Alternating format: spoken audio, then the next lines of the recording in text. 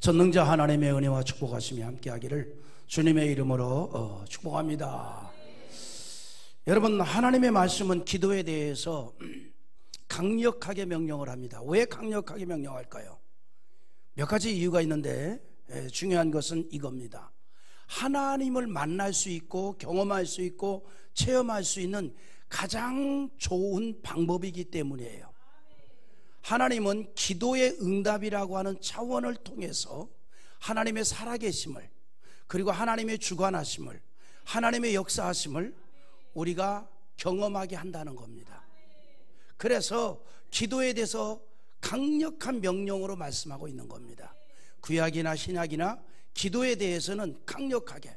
왜냐하면 이렇게 하나님을 만날 수 있는 좋은 길이 있는데, 이렇게 하나님의 능력을 체험할 수 있는 좋은 방법이 있는데 그걸 못한다면 얼마나 어리석겠어요. 좋은 길 놔두고, 여러분 그런 거 아니에요? 좋은 길 놔두고 다른 길로 간다면 얼마나 안타깝겠습니까? 잘된 길 놔두고 못된 길 간다면 얼마나 안타깝겠어요. 하나님을 만나고 경험하고 체험할 수 있는 정말 좋은 것이 기도란 말이죠. 그래서 그것에 대해서 성경은 명령조로 말씀합니다. 기도하라, 내가 만나 주리라. 그러므로 오늘 본문에서도 뭐라고 얘기하는 거 아니? 기도를 계속하고 기도의 감사함으로 깨어 있으라. 기도를 그냥 한 번만 아니라 계속하라. 그렇게 하면 우리의 영혼을 깨울 수 있는 기회가 되기 때문이라 이 말입니다. 사실 기독교 신앙에서 가장 중요하게 여겨야 될 것이 있다면 예배와 기도입니다. 여러분, 우리가 예배만 잘 드려도요 영혼이 잘 되는 은총을 입을 수 있습니다. 예배만 잘 드려도 영혼이 잘 되는, 내 영혼이 잘 되는 그런 은총을 입을 수 있다는 거죠. 예배만 잘 드리면 영혼이 살아나고 신앙이 성숙되어집니다. 그래서 우리가 예배만 잘 드려도 신앙이 살아나고, 할렐루야, 성숙되어진다 이 말입니다. 예전에 제가 어느 기도원을 집회하러 갔는데 깜짝 놀란 걸 봤어요. 왜냐하면 그 기도원에 그 시설을 관리하는 연세가 많으신 우리 집사님 네 분이 거기에 거주를 하는데 그 손녀딸을 데리고 생활을 했어요. 근데 이 손녀딸이, 기도원이 집회가 많잖아요. 새벽도 있고 오전도 있고 저녁에도 있고. 그러니까 이 아이의 놀이 문화는 뭐냐면 예배 드리는 거예요. 집회 참석하는 거예요. 그러니까 혼자 있을 때도 그 기도원에 왔다가 모든 부흥강사 흉내를 다 내는 거야. 그냥 혼자 그렇게 막 쉬쉬쉬 하고 그리고 막 기도하고 두 손을 부르짖고 뭐 기도하고. 그래서 내가 불렀어. 찬송을 왜 부르는 거지? 그러니까 찬송은요, 원수 마귀가 한 길로 왔다 7길로 도망을 가고요. 걔가 그때 아마 5살 6살일 거야. 기도는 왜 하는 건데? 기도는요 원수 마귀를 물리치고요 하나님을 만날 수 있어요. 근데 내가 그랬어요. 네가 강사다. 제가 그때 깨달은 게 확신을 했습니다. 예배만 잘 드려도 신앙은 바로 쓴다. 할렐루야. 그래서 제가 제일 궁금한 게 그 아이가 어떻게 성장했을까 궁금해서 어느 목사님하고 연결된 분이기 때문에 내가 한번 통화하다가 그 예전에 거기 수천리 기도원에서 있던 그 아이 요즘 뭐 하는, 선교사로 나갔어. 야, 그렇구나. 그러니까 여러분, 예배만 잘 드려도요 영혼이 살고 신앙이 성장됩니다. 그 아이는 어린 시절에 그 기도원에서 자라난 게 영적으로 보면 엄청난 축복이었던 거예요. 엄청난 축복이에요. 어마어마한 은혜였고, 또 말세에 하나님의 위대한 역사를 이루기 위한 하나님의 섭리가 아기 때부터 시작이 됐던 거죠. 그렇게 훈련을 시켰던 거죠. 오늘 여러분, 그래서요, 기독교 신앙에서 예배 참 중요합니다. 우리는 예배를 통해서 은혜도 받고 하나님이 함께 하심에 대해서도 예배를 통해서 경험하게 되죠. 그럴 때에 또 바른 신앙으로 세워질 수 있습니다. 그리고 예배를 통해서 받은 은혜를 간직하고 나의 모든 문제와 우리에게 주신 사명을 위해서 기도할 때에 영적으로 깨어있는 신앙을 유지하게 된다는 겁니다. 하나님께서는 기도 응답의 방법을 또한 복을 내려주시고 예배를 통해서 은혜를 내려주시고 그렇게 하여 하나님이 하신 것을 깨닫게 한다는 거죠. 그래서 여러분, 우리가 신앙생활을 하면서 예배와 기도를 귀하게 여기고 예배의 삶이 되고 기도의 신앙이 되자는 겁니다. 그래서 하나님을 만나고 경험하고 그 능력을 체험할 수 있는 기회로 삼자는 거죠. 그런데 오늘은 특히 기도에 관해서 집중적으로 생각해 보려고 하는데, 기도를 어떻게 하느냐? 첫째, 힘써서 기도하자는 겁니다. 오늘 말씀에 기도를 계속하라 그랬어요. 기도를 계속하라는 것은 기도에 힘쓰라는 겁니다.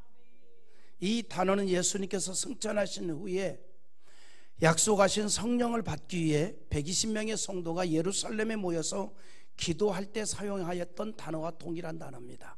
우리 사도행전 1장 14절 한번 읽어보죠. 같이 봅니다. 여자들과 예수의 어머니 마리아와 예수의 아우들과 더불어 마음을 같이하여 오로지 기도에 힘쓰더라. 아멘.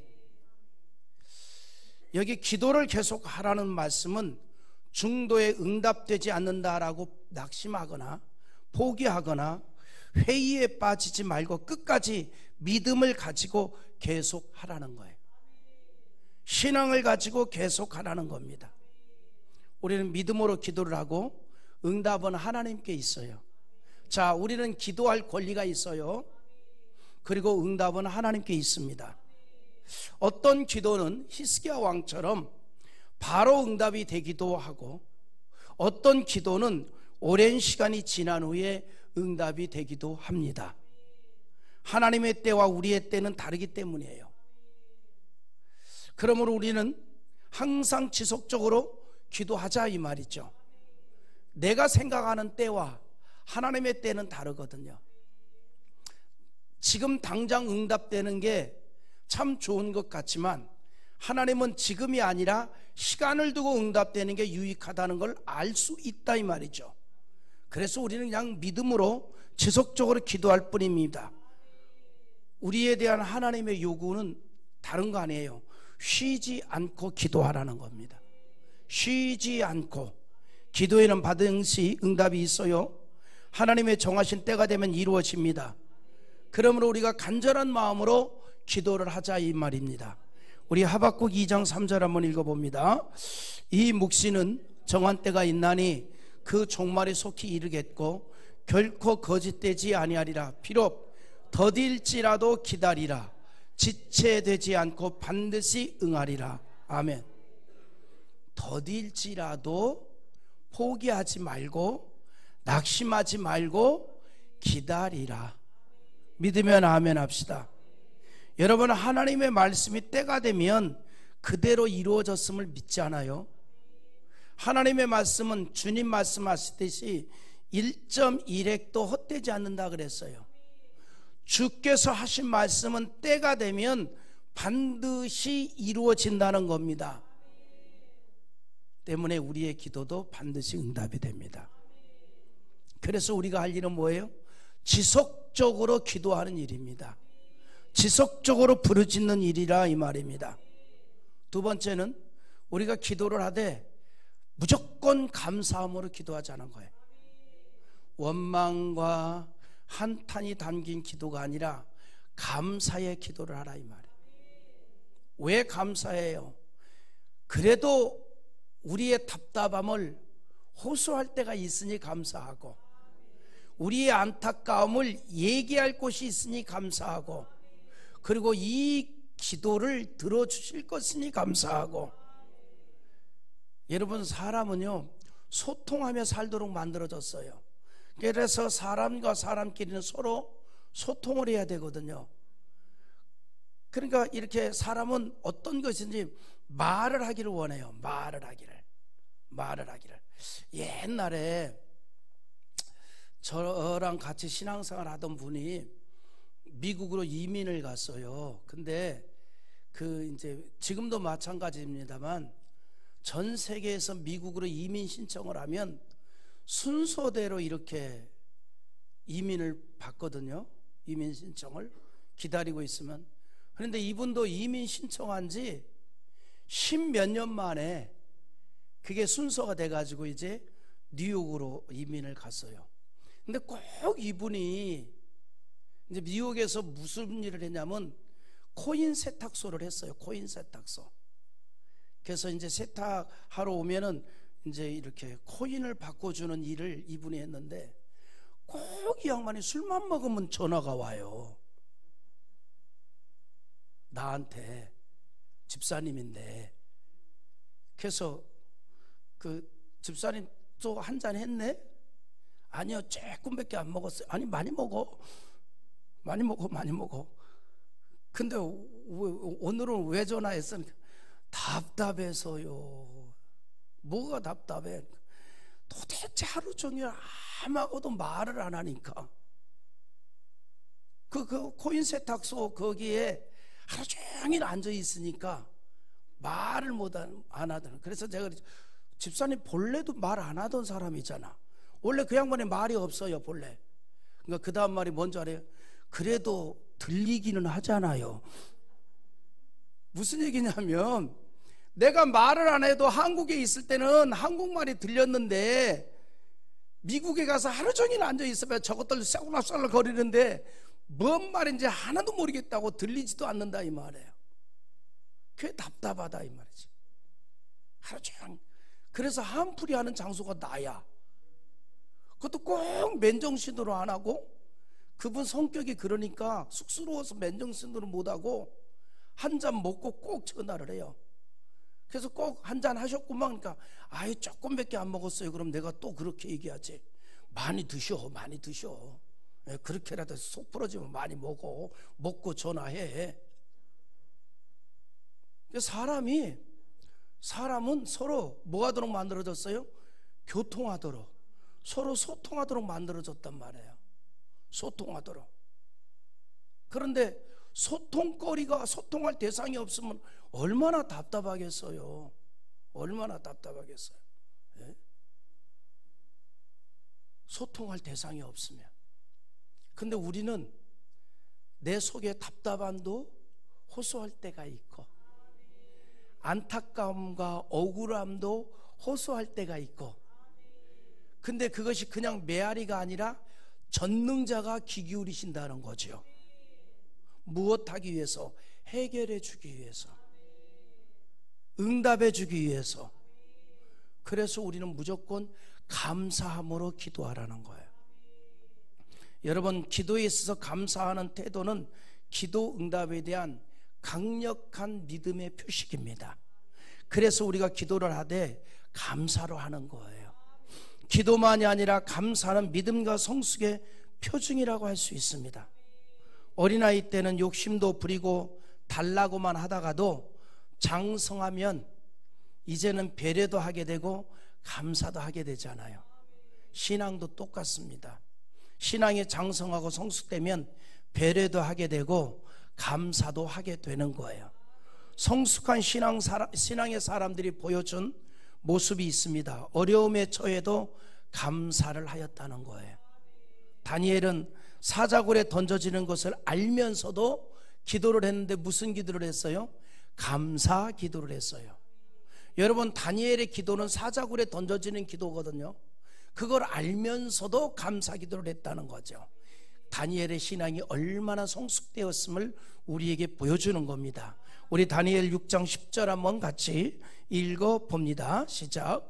다니엘이 이 조서에 왕의 도장이 찍힌 것을 알고도 자기 집에 돌아가서는 윗방에 올라가 예루살렘으로 향한 창문을 열고 전에 하던 대로 하루에 3번씩 무릎을 꿇고 기도하여 그의 하나님께 감사하였더라. 아멘.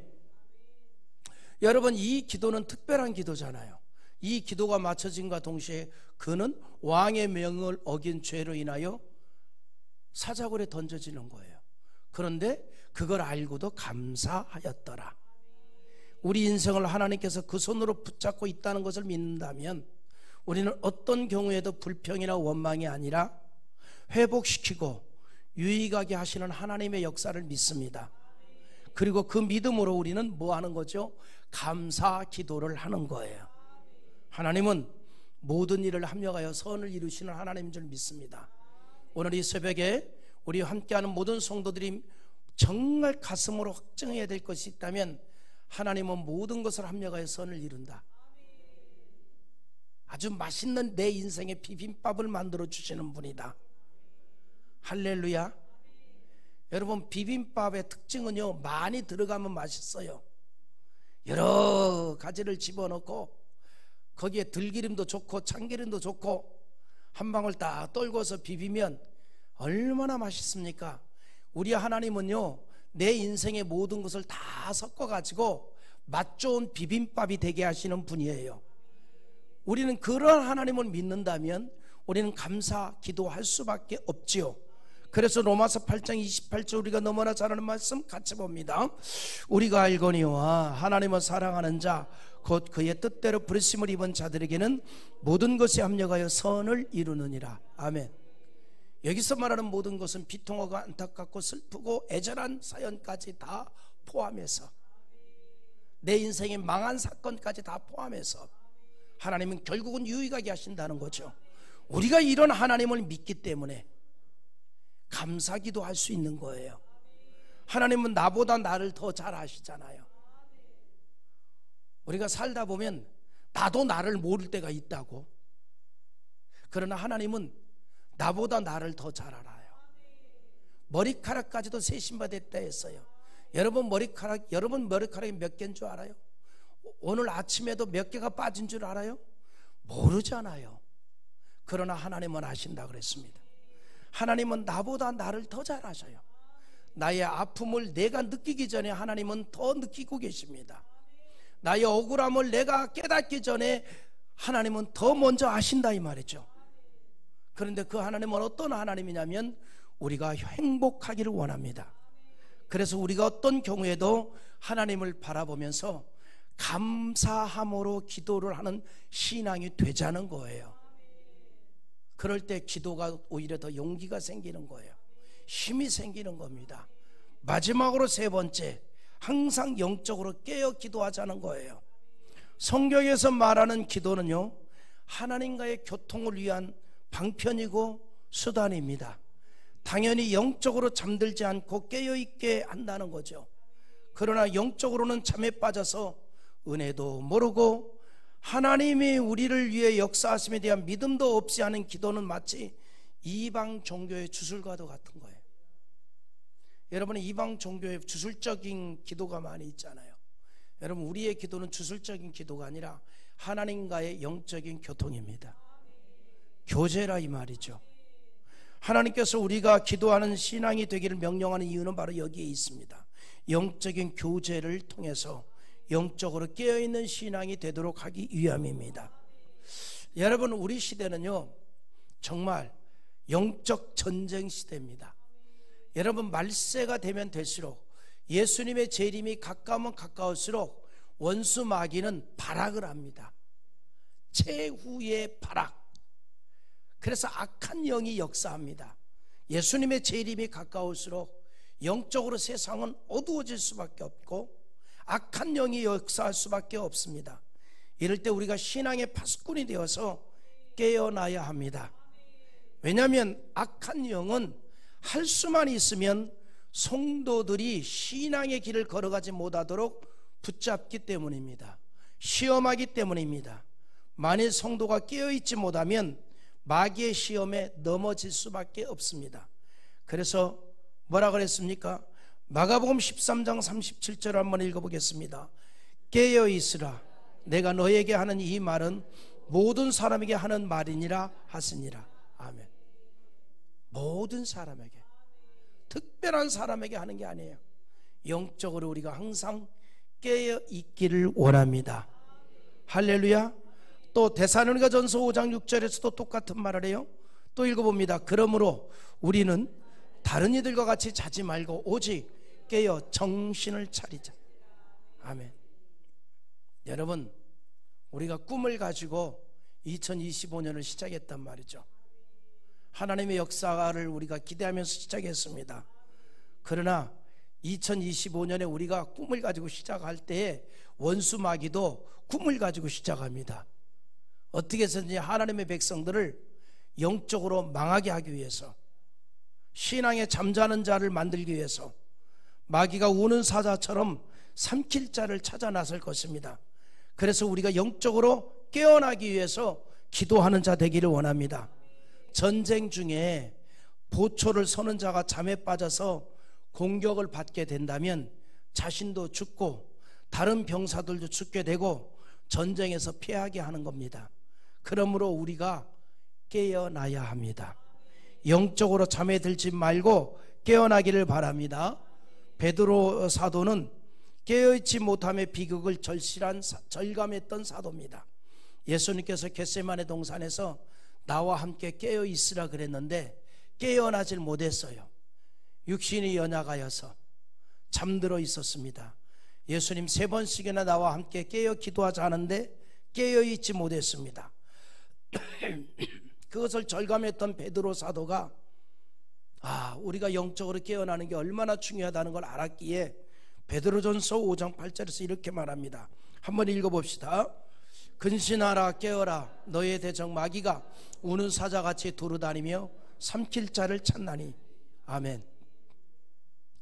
여러분, 그래서요, 성공한 자만이 할 말이 있는 게 아니고 실패한 자도 할 말이 있어요. 그러니까 세상은요, 배우려고 마음먹으면 모든 게 배움의 대상입니다. 성공자에게서만 배우는 게 아니에요. 실패자에게서도 배우는 겁니다. 그래서 우리가 배우려고 마음을 먹고 겸손하면요, 모든 게 다 배울 대상이에요. 모든 게 다 본받을 대상이고 그렇게 되죠. 베드로 사도는 실패를 경험했단 말이죠. 예수님이 그토록 깨어있으라 했는데 깨어있지 못하다가 그 3년 동안이나 따라다녔던 예수를 3번이나 부인했습니다. 그것도 저주하면서 부인했습니다.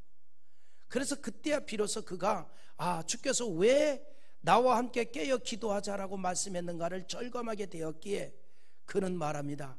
근신하라 깨어라. 너의 대적 마귀가 우는 사자처럼 삼킬 자를 찾아다니고 있다. 이거는 베드로 사도 시대만이 아니라 예수님 재림하는 그날까지 역사하는 원수마귀의 역사라는 거죠. 그래서 우리는 깨어 있어야 됩니다. 우리는 영적으로 깨어 기도하여 마귀의 힘을 물리치는 영적 승리자 되기를 원합니다. 특히 우리는 개인의 문제만을 위해서 기도하는 것이 아니라 전도의 문이 열리기를 위해서 기도하고, 그래서 하나님의 뜻을 이루는 교회가 되기를 위해서 여러분 기도하기를 원합니다. 여러분, 전도는요, 교회의 가장 중요한 사명이에요. 그래서 오늘 본문에 보면 기도에 대해서 말씀하다가 무엇을 반드시 얘기했냐면 전도를 위해서 깨어 기도하라는 거예요. 그래서 우리가 여기에서 이제 우리의 기도의 방향을 찾기를 원하는데, 우리는 내 개인의 일상의 문제와 내 영혼의 문제와 자녀들의 문제와 가정의 문제와 사업의 문제와 직장의 문제 등을 위해서 기도해야 하지만, 하나님이 나에게 주신 사명, 영적인 사명, 교회의 사명을 위해서도 기도해야 되는데 그 중에 가장 중요한 게 전도의 사명입니다. 그래서 골로새 4장 3절 우리는 본문에 뭐라 그래요? 시작. 또한 우리를 위하여 기도하되 하나님이 전도할 문을 우리에게 열어주사 그리스도의 비밀을 말하게 하시기를 구하라. 내가 이 일 때문에 매임을 당하였노라. 전도를 위해서 기도하라. 이것이 하나님의 일이기 때문입니다. 말씀을 정리합니다. 누가 그래요? 기독교는 기도교다. 기독교는 기도교다. 그래서 예배와 기도는 기독교인의 당연한 모습입니다. 예전에는 그 교회당이라고 이름을 쓰지 않고 예배당이라고 이름을 썼어. 예배당. 그러니까 예전에 오래된 예배당들을 보면 그 기초석에 그 예배당이라고 썼어요. 왜 예배당이? 집당자를 써가지고 예배 드리는 집, 예배 드리는 집. 그러니까 의식 속에 뭐예요? 예배당 간다. 예배당. 그 전에 우리 예배당 간다는 말을 많이 써요. 요즘은 잘 안 쓰는데 저 어렸을 때만 해도 예배당 가자, 예배당 가자 그랬다고. 나 초등학교 다닐 때 그래도 동네 아이들 다 몰고 다녔어요. 아무개야 예배당 가자, 일찍부터. 근데 그때는 참 엄마들이 훌륭했던 것 같아. 교회를 안 다녀도 내가 밖에서 아무개야 일어나라 예배당 가자 그러면 엄마가 깨워서 야야 아무개가 예배당 가자고 온다, 빨리 나와라 그래서 끌고 갔다고. 왜냐면 내가 가자 그러면 갈 수밖에 없는 상황이야. 왜 그런지는 내 구체한 설명은 않겠어요. 그게 다 끌고 갔다고. 예전에 예배당이었다. 예배당. 집당자를 써서 예배 드리는 집이라 말이죠. 교회는 예배 드리는 데예요. 예배가 중요하죠. 그와 함께 또 중요한 게 있습니다. 뭐예요? 기도죠. 그래서 예배와 기도는 기독교인의 당연한 모습입니다. 하나님은 우리에게 거저 주시지 않습니다. 기도의 응답을 통해서 주십니다. 그러므로 예수님께서도 기도의 응답을 말씀하시면서 구하라, 찾으라, 두드리라 이렇게 말씀했어요. 이 말은 바꿔서 말하면 구하지 않으면, 찾지 않으면, 두드리지 않으면 얻지 못한다는 거죠. 하나님은 가만히 있는데 주지 않습니다. 그냥 구하는 거예요. 여러분 살면서 이것도 없어요 라고 원망하지 말고 하나님 앞에 이것이 없습니다 라고 구하십시오. 이것도 안 돼요 라고 원망하지 말고 하나님 이것이 안 되고 있으니 해결해 주세요 라고 기도하기를 바랍니다. 그 기도의 응답을 통해 말씀드린 대로 하나님을 만날 수 있고 하나님의 능력을 체험할 수 있고 은총과 축복을 받을 수 있다 이 말이죠. 또한 그렇게 함으로써 하나님과 교통이 되고 영혼이 잘 되어 범사가 잘 되는 복을 누리게 될 줄 믿습니다. 그러므로 우리가 기도함으로 하나님의 복을 받는 2025년 한 해가 되기를 주님의 이름으로 축복합니다.